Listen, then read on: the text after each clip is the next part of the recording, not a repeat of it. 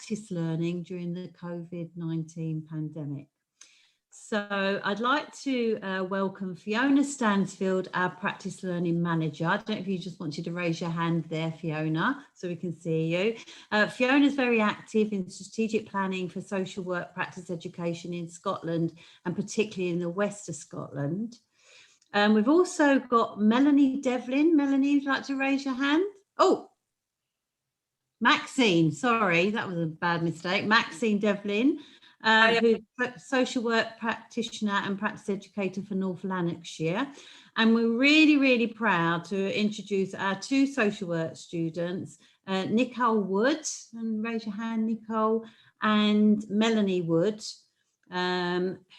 Hello, Melanie, who will be graduating this year. And it's probably fair to say have had the most challenges faced by social work students in a very, very long time, given that all their opportunities to gain the required social work practice experiences has been within this whole pandemic year. So all four of our speakers will be sharing their perspectives on these challenges and what they did to make it happen, which they did.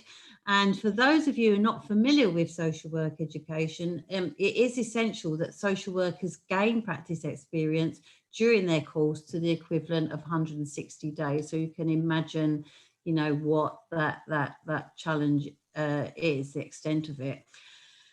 Just before we go on, however, I just thought it was really important to raise the awareness of the role of social work during the pandemic and the risks taken by our profession, which we're very proud of, to deliver essential services and to safeguard the community.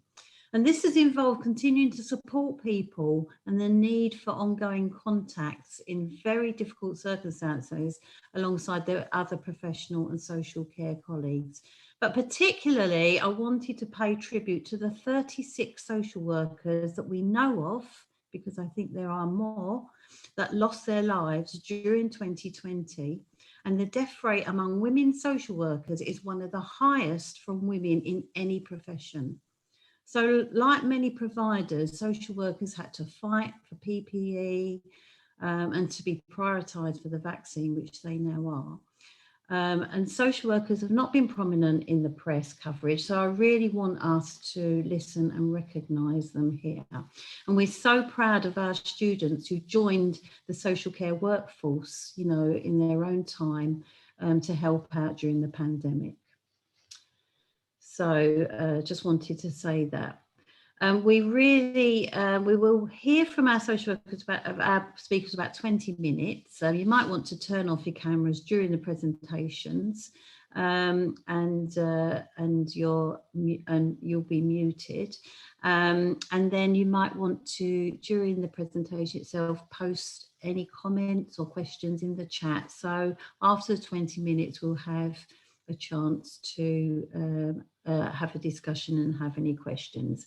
So, we will be recording just the first half of the speakers, and that will be posted and made available on our Social Work Social Policy website at the University of Strathclyde.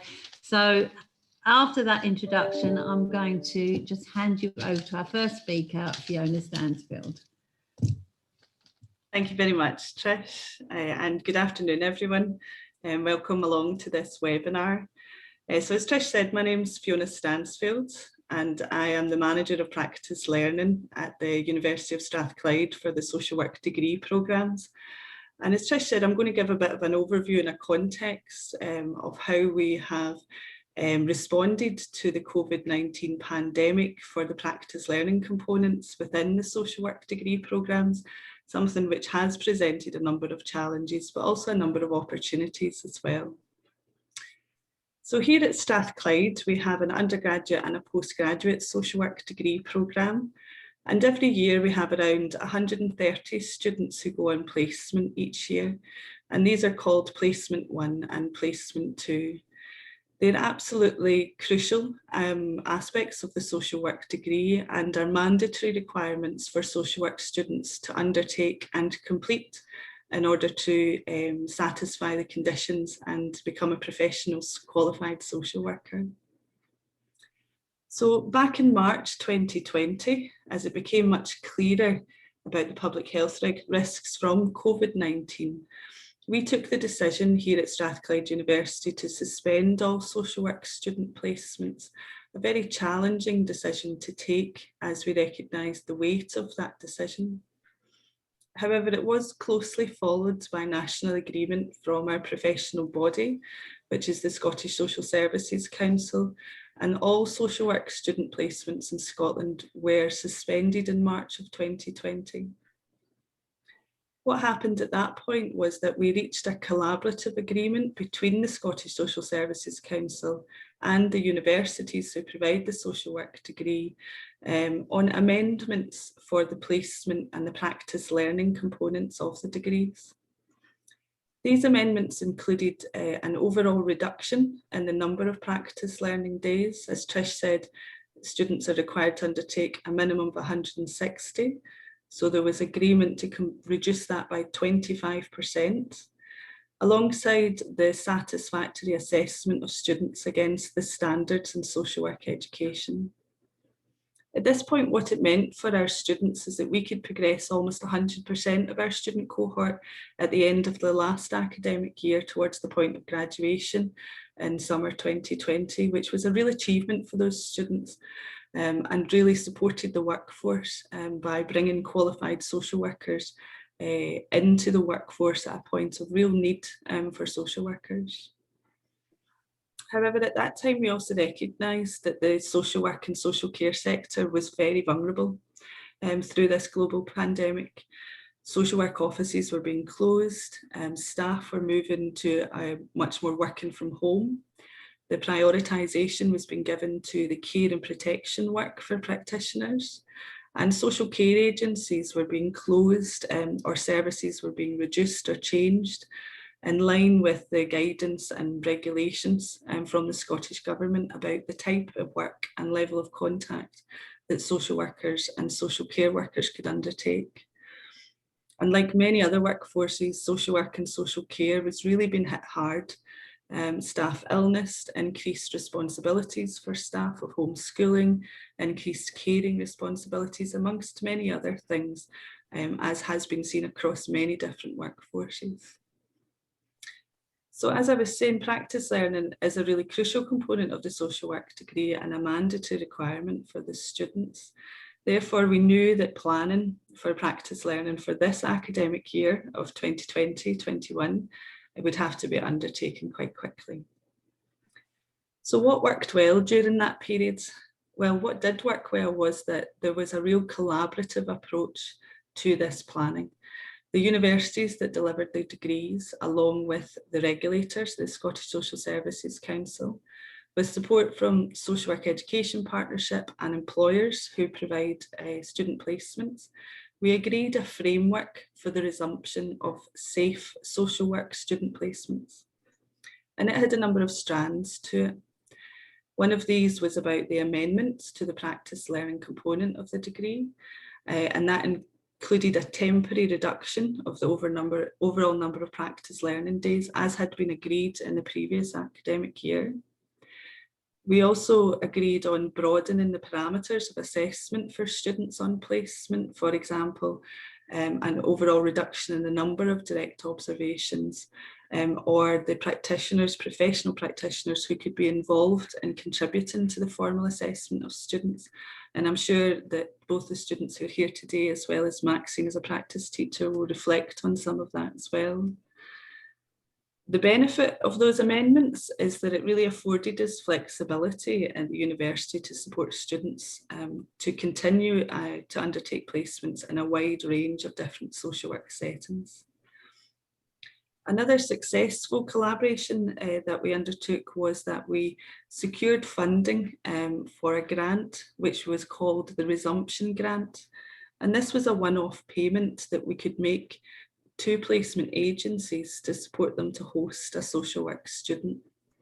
We very quickly consulted with the social work sector about what we could do to support them to ensure that they could host a student placement. And many of them identified that resources was sorely needed, for example, IT equipment, as more and more people were working from home. and this would be the expectation for students when they went out on placement. So this resumption grant has supported many placement agencies in a small way to help meet some of those needs within the sector.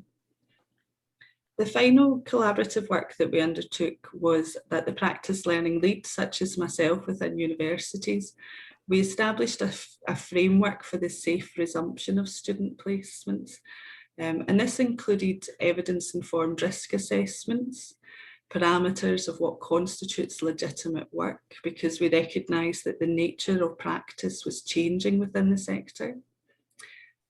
Detailed guidance on working from home and undertaking what we've coined as virtual placements, and importantly further guidance and parameters for people supporting and assessing students in placement, because we recognised it would look very different from previous experiences.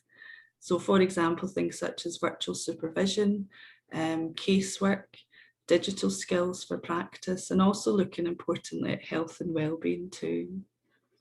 We were able to publish this framework and guidance on the Scottish Social Services website, and that was an avenue to support placement agencies and practitioners to in turn support students under the new circumstances. And finally, there was also a real need to try and support students to prepare and upskill them to undertake placements during a pandemic. And that was a very challenging area. For myself, what I undertook was I used our virtual learning platform here at Strathclyde called My Place to create resources for students to engage with, to prepare them for their placement. Some of this was done in a very short time scale, but it included updated knowledge on the changes to the legislative framework, which came in very quickly from the Coronavirus Act, changes to policies and procedures within the sector, guidance and information on risk assessment and risk management, particularly around the managing of infection control, and guidance on working from home, linking that to emerging research on digital social work practice during COVID. Normally, I would have recall days for our students when they're on placement, but recognise that as a lot of students would be undertaking virtual placements or blended placements between being in the office and working from home, this didn't always work. So I introduced fortnightly drop-in sessions for students to provide some support as well. There was a real variety of factors which affected the workforce within social work agencies about their capacity to host students on placement. And a lot of organisations that we've worked with in the past to host placements were not able to do that at this point in time, last August of last year. So it did result in a very staggered approach to when placements happened for our students groups. Normally we would have those students out in placement between August and December, and then from January to May. And at this point in time, those placement dates have been staggered right throughout the academic year.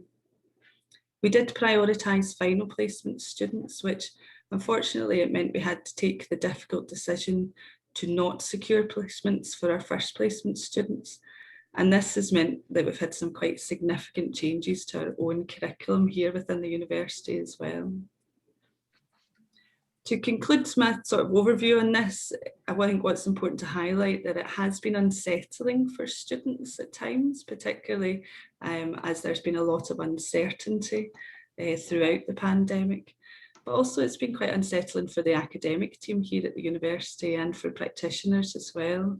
We've had to be very flexible in order to support the students through this approach.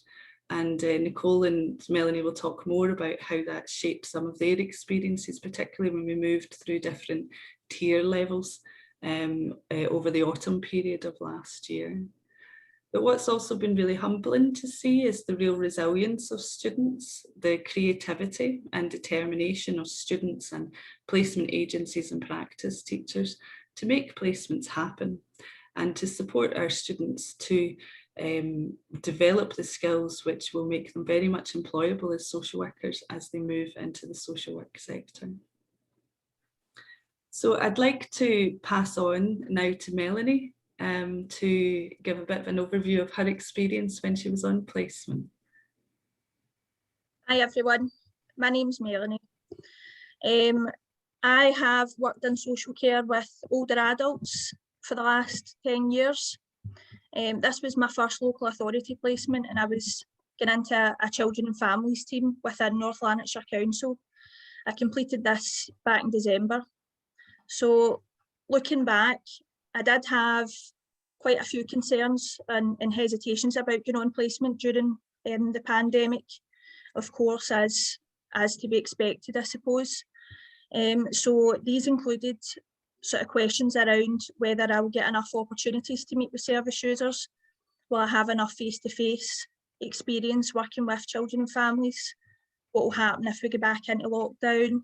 Will I get taken off a placement?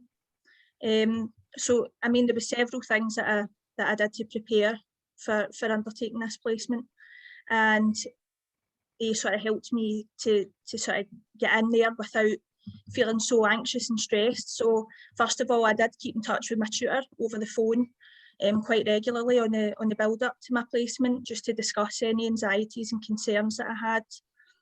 My pre-placement meeting was less than a week before I started, so I made sure that I had noted down all my questions, and I made sure to ask them here just to clarify what my role, my purpose was there before I was heading in.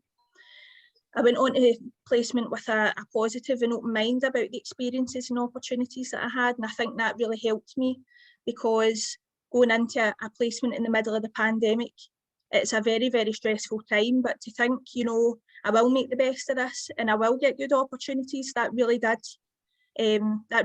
help me through that. In terms of challenges in placement around social distancing and PPE and remote working, within the office space there was robust cleaning measures, social distancing practices, use of face covering, within the building. In terms of home visits, priority 1 and 2, which is child protection or borderline child protection, they took precedence for home visits. But within the team, there was an understanding that everybody that you work with have different needs. So it was about assessing the risk before you go out, deciding whether that visit had to be completed face-to-face, and PPE was worn and social distancing maintained throughout any visits that were undertaken. There were also times where I would get into schools to see children where there were bigger rooms that were able to sort of facilitate social distancing in a sort of wider space than getting into a home. I did have a positive experience of remote working. So originally, whenever we had started, I was based within the office sort of full time. Things changed, you know, we were getting into different tier systems, and that changed over time. So I would work in the office one week, and then the next week I would be working from home. I was provided with a mobile phone where I could access my emails and make phone calls to service users, and I would still be going out on my home visits and things like that whenever I was working from home.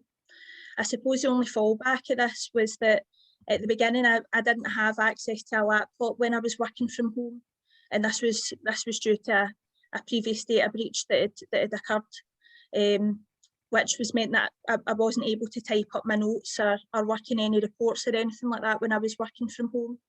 But if I had been in a visit and there was something that couldn't wait until the following week to be documented, I was able to keep in touch with the team, and I was able to contact the admin team, who would make a wee note on the system for me just to make sure that everything was covered. In relation to the support I received in supervision whenever I was in placement, I was very lucky to be a part of a very supportive team of social workers who we were all very much aware of the fact that this was new to everybody. These experiences were new. None of us really knew what was going to happen in terms of lockdowns and tier systems, and we were very much all in the same boat. So going in there as a student in the middle of a pandemic, you know, before you go out, you think to yourself, I'm going in here and I don't know what I'm doing, and what's going to happen in terms of what if I get taken off a placement, what's going to happen about home visits. Everybody was on the same boat, so I did feel very much supported whenever I was in placement. In terms of supervision, supervision worked exceptionally well for me. So Maxine was my practice teacher. She was able to come into the office several times to meet with me face to face, but in general the supervisions were held over Teams. We were still able to discuss theory and practice and how these apply to each of my cases, and we would have, as we would have in person. My link worker would also sometimes join in these too, which worked very well. The only thing that I would say that group supervision was quite difficult over Teams. It would have been beneficial in a group supervision setting to be able to use flip charts and discuss the given case studies in person and things like that. But you just need to work with what you have, and it did still work well, and we were still able to cover everything that had to be done. In terms of assessment and direct observations and things like that, they were very different. Creativity in terms of direct observations was absolute key. So, for example, video link featured in all three of my direct observations, one of them being a pathway plan review. The young person and 5 workers attended via video link to discuss the plan moving forward for a young person who had been trafficked. We also had to use an interpreter for this, which was a completely new experience for me, and I'm assuming most others that had joined in, but it did work very well, and the young person was able to share their views and wishes, and a plan was devised accordingly. So the fact that it was over video call didn't really pose as a barrier at all to that. Another one of my direct observations was a pre-birth core group. So 4 of us, including mum, were based within an allocated space within the office, which was socially distanced, and health services had joined through video link, and we had them up on a big smart board. It is of course difficult discussions that are had through these core groups, and it's not ideal to have them over video link. There is often issues with volume or different services receiving the invitations online and things like that, but in this situation it did work very well. I mean, I don't feel that I was disadvantaged at all being a student going out in placement in the middle of a pandemic. I do feel that it has prepared me very much so for going out into the field as a social worker, because this is the new way of working, and if we're not getting that experience, then we don't know what's coming.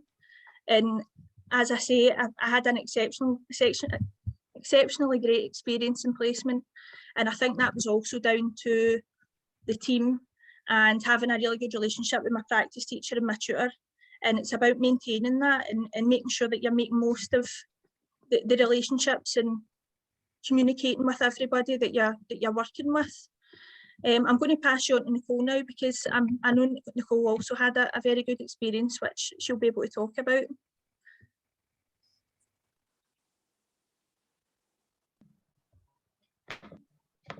Hi everyone, hi, I'm Nicole. Just a little bit about myself first. So I have worked in social care for over 8 years now, with a varied range of service users, some adults, and I'm currently working with clients at the moment within criminal justice. And my final year placement was based within a children and family statutory team in North Lanarkshire. It was the same locality as Melanie, but I was in a totally separate office and a totally separate team. So looking back, thinking about and reflecting on how my concerns around going on placement during the pandemic, I would say there was some concerns. And I think for me, my main concerns was how would I feel supported throughout a placement when I was made aware very early on that my day-to-day link worker, who is usually your kind of go-to on a daily basis, would actually only be working 1 week out of 3. So for me, I was thinking, right away, there's like challenges. Who will I go to if I need something? Who will I speak to? And then we were also aware very early on that there would be no face-to-face training. And I think in prior years, North Lanarkshire had done a really good training programme for their students. So we were kind of made aware very early that we would have no training on the database system. We would have no training on the area in general, where was the local resources, who was your main partner agencies. So I think for me that felt right away, oh, I'm going to be really disadvantaged in comparison to previous year's students. We're not getting the same experience, we're not getting the same training. And I think it was just always in the back of your mind that you were getting in, and it was really a lot of unknowns. Once I did get into the team, however, I think just within the first even day, my nerves and my anxieties were totally reduced, and that was a lot to do with the team that I had. They were really supportive. They knew I was coming in with a lack of training and a lack of knowledge in the area, and they were really, really supportive in the sense of there was awareness that and a very openness that if you need anything or you need to speak to anybody, if you feel like you need to know how to do this, then just come to me. And I think that was just part of the actual local authority, just making all the social workers aware that this is a different environment for students, so can I help them a little bit, which was definitely took on board, I feel, by my team. And also the relationship with my practice teacher, my tutor and my link worker was all very new for them as well, and they were really, really helpful and to help relieve our anxieties. On placement itself, with regards to PPE and social distancing during the pandemic, for me, the team I had went into had just lost their office space. The council's done a lot of funding cuts, and this meant that the team had actually themselves just moved to another office. They were actually sharing with another team, although it was different office rooms, it was this other team's building. So they felt a bit homeless in themselves. The team were totally uprooted a few weeks before I had started placement. So for them, they didn't actually even have a lot of confidential spaces. They didn't have their own desks. So for me going in, it was difficult for me as well, because there wasn't a, right, Nicole, there's your desk, there's your space, it's 2 meters distance from everybody else. Unfortunately for me, that was not the case. They were kind of looking for their own desks, never mind for more people to come in. So that was definitely a really initial kind of COVID concern for me, that the space was small. There was a lot of social workers coming in. At times, the 2 meter distancing, it just wasn't possible. And I think that was picked up really early on by my practice teacher, and I think it was spoken to and then there was decisions made within senior management that we would all, me included, be going on to a kind of working rota week that included remote working. So for me, going on placement, I was told, you're a student, you will not be remote working, you'll be in the office every day. Within 2 to 3 weeks, I was told, right, you're going to be working from home now. And I think that was a shock. And then you're thinking in your own head, the aspects of remote working for you as a student. I've got kids, I've got other people staying in my house, I've not got a confidential space. So I felt like that kind of threw me in the deep end a little bit. But within a few weeks, we got, as Melanie said, we got a phone, we eventually got the laptops, and I did totally embrace the remote working. I really enjoyed it. I really just kind of took on board everything that was expected from the team around me. But again, it was new to me. Teams in general, within university, we use Zoom. So Teams, to me, it was yet another system that you had to kind of adapt to, that you had no prior knowledge of using or any training. And I think as Melanie said, we ended up going supervision. It started face-to-face, but it went on to Teams. And I think for me, just reflecting on supervision, Maxine was always wary because she really liked face-to-face. She kept saying to me, are you sure this is okay? But I think for me, supervision has always felt very formal. You're kind of going into a room and you're sat down and it's like, right, open up, like speak about what's good, speak about what's bad. So for me to be sitting in my own environment, within my own surroundings, I felt like for me personally, I was able to really open up more. The environment suited me better, and I think it really did. I personally had a really good experience of virtual supervision, and I know that's not going to be the same for everybody, but I think I definitely embraced it, and I really did enjoy that kind of virtual.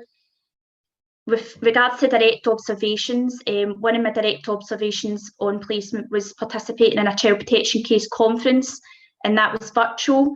I think there was over 13 participants. It was a lot of agencies. It was serious risks. It was quite a heavy child protection case conference, and my role was to present the risk and present the protective factors. And there was issues with sound.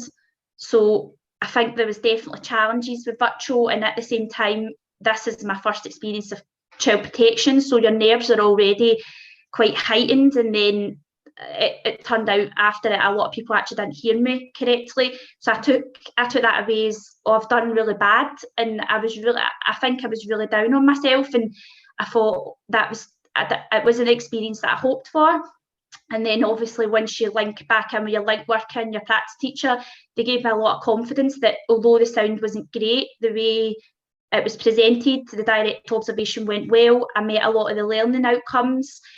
So I think it's just that getting used to that virtual, just because it's not went great, there's been sound problems or things have not went great virtually, you've got to try and look at the other positives. And I think that's what we were constantly doing on the placement. I think in summary, overall, I did have a really good placement during COVID. Personally, my anxieties of COVID weren't too high. And I know, again, that's personal. For me, I felt like my health, I had no health concerns. I was quite young. So I know other people were really anxious. For me personally, I felt okay. I was really confident going out. And I knew we're final year students going to have to act on our feet. We need to use skills and knowledge. And I just felt like this was just an ample opportunity to prove that as a final year student, we could be trusted to work from home, we could be trusted to adapt, we could be trusted to learn. And I think if there's any students on here today, that's just my final point, that if you are feeling anxious or nervous, that again, like, you're not getting the training, you're not getting the full experience, just trust yourself and be confident, because I quickly learned that it was needed. You needed to be confident, and I was saying that yesterday, just coming on to this today. I think one thing that we've quickly realised is looking at your own facial expressions is something I don't think I'll ever feel comfortable with, and you don't actually see your facial expressions a lot of the time, because obviously you can't see yourself, but on Zoom you can. And then I think somebody had mentioned, but see that as a good point, take that a good point, because you might reflect on that and you'll be sitting and you can see how other people see you now. And for social work, that's for trust in relationships and relationship-based practice, it's a big thing. It's looking at how are you coming across, how is your facial expressions, your hand gestures being seen by other people. So I think in this world of virtual, we definitely just need to embrace it. And I'm just going to hand you to Maxine, who was mine and Melanie's practice teacher during placement. Hello everybody, thanks very much. So I'm Maxine Devlin, I'm a practice teacher in North Lanarkshire Council, and I was a children and family social worker before I moved into practice learning. So I'll start with the challenges. So when everybody was abruptly removed for placement last year, we kind of wondered how we were going to bring students back. So it was kind of everybody was kind of like panicking and worrying about how can we actually do this, including myself. So when we kind of come up with the universities at a meeting and spoke about having a pilot, I kind of took that on because I thought this will give me the opportunity to really test this out, to look at the challenges and to kind of think about what we need to do in terms of moving forward so we can bring a full cohort of students back. We usually take 35 students in every August and then again in the January. So I knew I wasn't going to get 35 placements, so I had to kind of go around to kind of teams and look for placements where I could kind of put the students in. So we managed to source only 4 in a big local authority. So we had 2 children and family placements where Nicole and Melanie were placed, and we also had 2 community care placements. And the students there were from Caledonian University. So I was the kind of a practice teacher kind of for all 4 students. However, one of the students in the community care placement, I used an on-site practice teacher to work with me just again to test out the difference between the off-site and the on-site.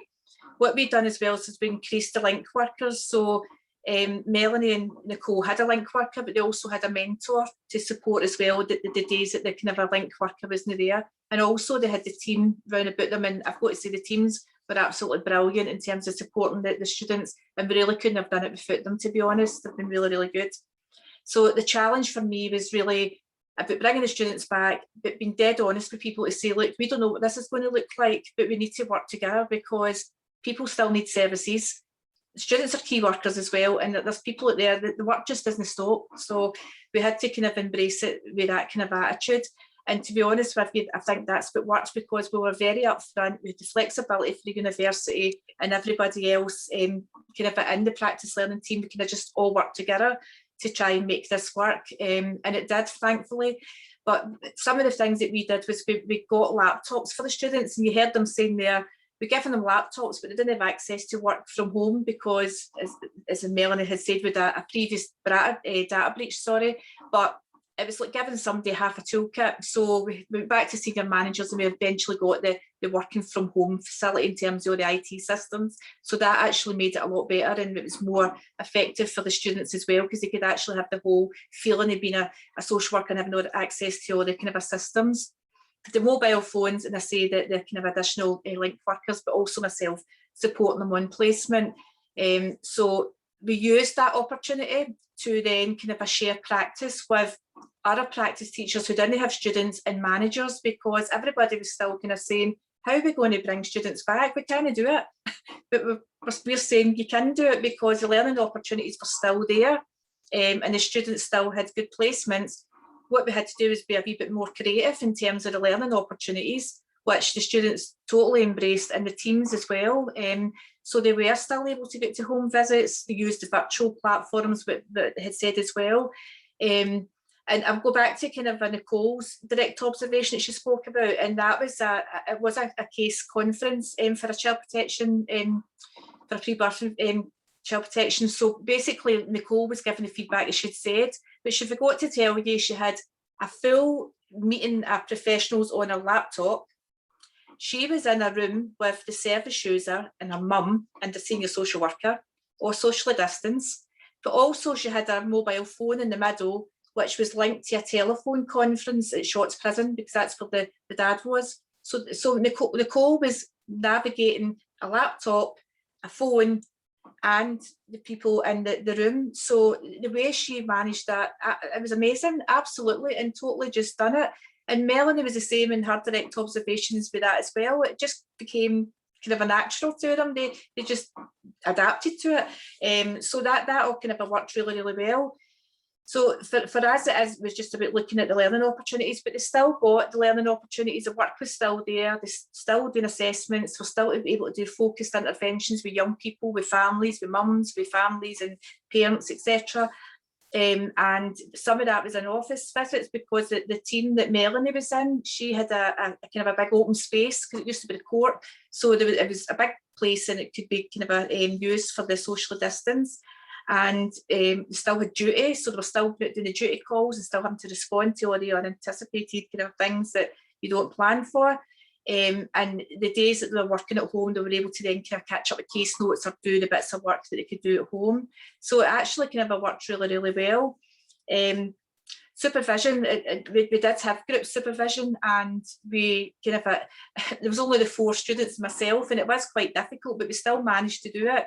But I've kind of learned for that, and I'll kind of explain to you what we did for the next lot of students coming. So we had individual supervision weekly, and also the link worker would join us for that, so that everyone was all kind of bonding together, and we all kind of knew what we were doing, just because we had to support each other. But also the group supervisions took place as well. Direct observations, so again, like that, if I couldn't go physically to somebody's house, Nicole or Melanie would bring the laptop, and I would virtually join them with the service user or the meeting. So we kind of use that in terms of kind of be a bit creative in terms of how we still manage to do the observations. At times when I couldn't do the observations, we would get the link worker to do more. But what I would do is I would have a professional discussion with the link worker and student on the back of that, and kind of tie it into the standards, so that we were still kind of meeting the standards. So that kind of all kind of worked as well. So for us then, Melanie and Nicole and myself, we kind of then set up kind of a few sessions with managers and practice teachers and link workers all across North Lanarkshire Council to share our experiences, so that they could ask us questions and answers. And kind of then the reason and the thinking behind that was so that we could then plan for the next lot of students coming. So we used this time to test it all out. And the students were absolutely amazing and totally embraced all the learning opportunities. But so that all kind of worked really well, and they've successfully passed the placements, and I'm pleased to say they've got jobs with us, so we're delighted to keep them. So moving forward and kind of thinking about the learning experience from the kind of pilot group of students, then what we done was, because you heard Nicole saying about the training that we usually give the students when they first come to North Lanarkshire Council.